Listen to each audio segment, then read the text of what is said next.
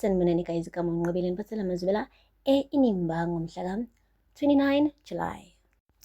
uSydney-ke guys ubize e-ofisini lakhe indodana yakhe uLwandle kanye-ke noma wethu. Kanti bekubonakala nje ukuthi kule meeting hhayi ukuthi uzokhuluma nje into ey'ningi, uzotshela nje uma wethu iy'ndaba ezibuhlungu. Usho kahle nje ukuthi lalela-ke, njengoba ungumsola wala enkampanini ukuthi ulikhe i-information ebanzi nejulile impela yase-Afribees, ngibona kungcono ukuthi-ke ungabe usangena kuleli ofisi eliphethe izinto ey'nkulu zamafayila ala emsebenzini. Bengicela nje izinto ezi-involve any executives nani nje ungabusondeli eduze kwawo kuze kutholakale ukuthi ubani lo vele ozama ukusiqumba phansi le nkampanini. Athi mawethu, Mr. Zondo, you have got to be kidding me. Yimini okusizile ukuthi wakhe le nkampani. That is why kubuhlungu kangaka ukubona engathi ungumsola wabantu-ke abangangiqumba phansi because bengikuthemba mawethu. Ungakhathazeki kanti as soon as ngithola ukuthi ubani wenze yonke lento uzobuyela emsebenzini wakho ngokuphelele. Kodwa for now ngicela unginikeze zonke izinto ey'balulekile zala enkampanini ukuze nginikeze nangoLwandle. Guys, umane nje wambuka kabuhlungu uLwandle washawa amahloni wagwajaza ebona phela ukuthi ingane yabantu isizilahlekelwa umsebenzi wayo guys ngenxa yakhe. Ushilo mawethu ukuthi ngampela boss uyangisuspenda. Wathi no, this is not a suspension. Angikususpendi. Ngithi ima kancane nje ukuze ngikwazi ukuthi ngithi get to the bottom of this. Hayi-ke guys, umawethu uhambile-ke waya laphayana ePalette la kusebenza khona umfowabo uSam, eyophuza khona utshwala phela aqeda istress. Hayi guys, ubelokhu ephuzile ubhuti ubesesedakwe eyinhlabathi.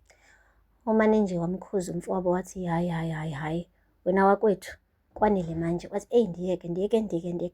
Uthe kusanjalo kwabe kuqhamuka uPortia ehamba noqhawekazi. Wathi chini kwedini, jonga obani laba basebahle, jonga wethu, i-ex yami ihamba ne-current yami. Aha, abandiyeke ndisikhokho kaloku. Wamane wahleka uSam, wabuza uPortia ukuthi uphuzile, udakiwe. Washo-ke ukuthi muntu wami ndisuspendiwe. Kwathi gxi enhlizweni kaPortia ngoba uyazi phela ukuthi i-suspension yakhe is based ekweni. Wathi ewe kaloku uMr. Zondo uthi kum akusiyona i-suspension but ivakala njenge-suspension to me. Uyazi undisuspendele ntoni?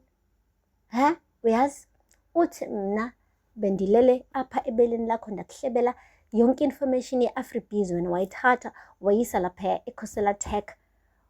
Uyazi mina ndiyakuthemba wena sithandwa sami asoze wayenza into enjalo. Wathi ewe kaloku andisoze mina ndayenza into enjalo. Wathi you see, ngimsulwa mna andivaze ndiyenze leyo nto. Kodwa-ke hawu, uSydney akajongi ngalolu hlobo. Guys, uqede lapho wathi uSam no, isikhathi sokuthi ukugoduke ndoda. Wathi wathi Portia ndizokugodukisa. Wathi no, ndindoda endala mna ndizozirequestela.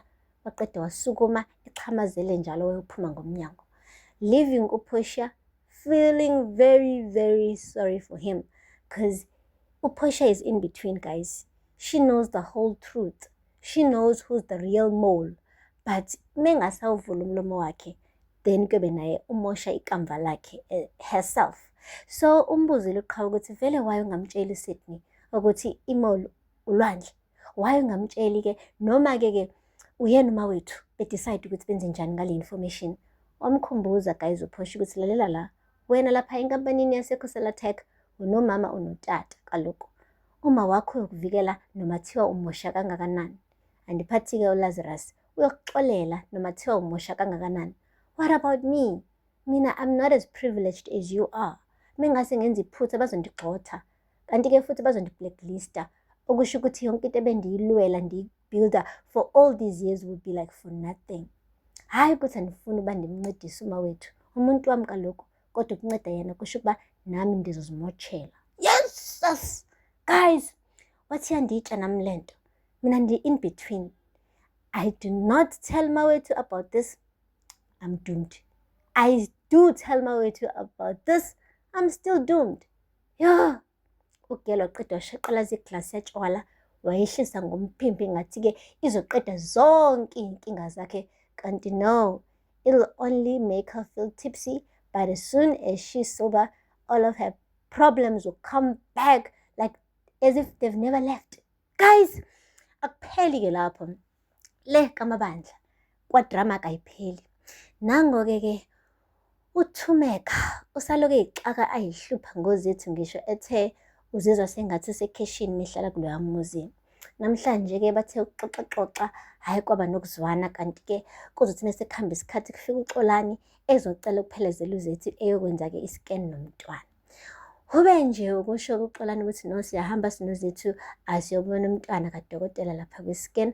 Wathi uThumeka, hhayi ningangitshiyi nami kaloku, umzukulwana wami lona andithi, hhayi nami ndifuna ukuhamba nani. uZethu i-facial expression yakhe ibikade ikhombisa ukuthi akathandi ukuhamba noThumeka, kodwa-ke ngenxa yokuthi bengafuna umphoxa, umanenja wapretenda sengathi nje she is smiling, but uyayibona ismile genuine nesmile enokupretenda phakathi. Girl, she was pretending to smile. Then-ke noyeke uXolani wathi hhayi akho nkinga ungeza nathi. Waqede wamema u-extra wakhe-ke uThumeka wathi, hhayi noHlathi kaloku angathanda ukuba khona. Hlathi athi, Mamgwevu zapha kaloku, yiza. Nangampela guys, weza uHlathi. Kwenzeka ntoni? Hhayi uZethu benoXolani bayahamba bayagqirha bayobona umntwana kwi-scan. Nditshilo uba nawe ubungathandi ukumbona umzukulwana wakho andithi? Hhayi bo, uHlathi benganqaba yini? Wathi ewe kaloku, ewe sizohamba njengosapho. Kusho bani? uZethu did never ask them to come along. And ingakho uZethu angathandi ukuthi laba behlezi njalo bebe around her, because they feel like bayam-owna lo mntwana, yazi ba-controlling. But anyway, bafika-ke guys kudokotela. Dokotela-ke washo ukuthi Zethu ndizokugcobisa nansi ijel iyabanda ne. uZethu avume. Xolani was there, nangu uThumeka nangu uHlathi. uHlathi was standing a little bit further because ngathi ubeyisaba lento leyenzakalayo. Hayi-ke guys-ke wavela umntwana kwi-scan, wakuncoma kudokotela washo ukuthi umntwana hhayi uyingqabavulela impela, ukhula kahle, noma yini la bamenzela yona uZethu, they should continue doing it because it looks like it's good for the baby. Kuthe sekusuka lapho kudokotela wabuza umbuzo most women would love to answer, and they would normally say yes to this question. Athi manje-ke niyafuna ukuthola ukuthi igender yomntwana ithini? Wathi uThumeka, ewe kaloku ewe. Wathi uZethu cha. Wathi uDoctor, hayi bo andiva kaloku, khona uthi ewe khona uthi cha. Wathi uZethu hhayi bengakabi ready ukuba ndithole uba uyinkwenkwe noma-ke uyintombazane, okwangoku angikakabi ready ukuthi ndazi idende. Wathi uThumeka, hhayi chini ngoba kutheni kaloku kumele sazi ukuba umntwana muni khona sizokwazi ukwenza amalungiselelo. Hawu umama onjani kanti wena ungafuni ukwazi ubulili bomntana? Athi uZethu, lo umntwana wami akusiyena umntwana wakho. Ngithi cha angifuni ukwazi igender. Wathi kodwa udokotela uselana nje into esingayenza quick. Wathi ngithe cha. Guys, and that's the reason why uZethu did not want uThumeka to be there in the first place, because ubazi ukuthi uzoqhamuka ney'nqumo engeke zize yifane nezakhe ngalo mntwana. Guys, ngiyabona ukuthi kube kuthiwe nje umfana bezoma nithi hawe ma likamva, ulikamva wami lona ubuyile kaloku. Thumeka ngeke kusamele aye kwi-counseling. Ngathi ukugela kakapholi ngampela, ukhona impela sabambelele kona. And lo mntwana lo, hayi shame, uzolithwala idombo lengakafiki ngisho ukufika emhlabeni. Mhla wafika emhlabeni, hey uZethu ngathi uzobaleka uThumeka nomntwana wakhe. Yazi uThumeka ngathi uzothatha indizamshini abaleke, kuthiwa nje udukile eduke nomntwana. Hey bo guys, aphela lapho kamazibela namhlanje. Ngakhohlwa subscribe and like and comment. Until next time, bye. Sanibonani guys, kama unqobile niphathela amazibela inimbango mhla 29 July. uSydney-ke guys ubize e-ofisini lakhe indodana yakhe uLwandle kanye-ke noma wethu. Kanti bekubonakala nje ukuthi kule meeting hhayi ukuthi uzokhuluma nje into eningi, uzotshela nje uma wethu iy'ndaba ezibuhlungu. Usho kahle nje ukuthi lalela-ke, njengoba ungumsola wala enkampanini ukuthi ulikhe i-information ebanzi nejulile impela yase-Afribees, ngibona kungcono ukuthi-ke ungabe usangena kuleli ofisi eliphethe izinto ey'nkulu zamafayila ala emsebenzini. Bengicela nje izinto ezinvolve any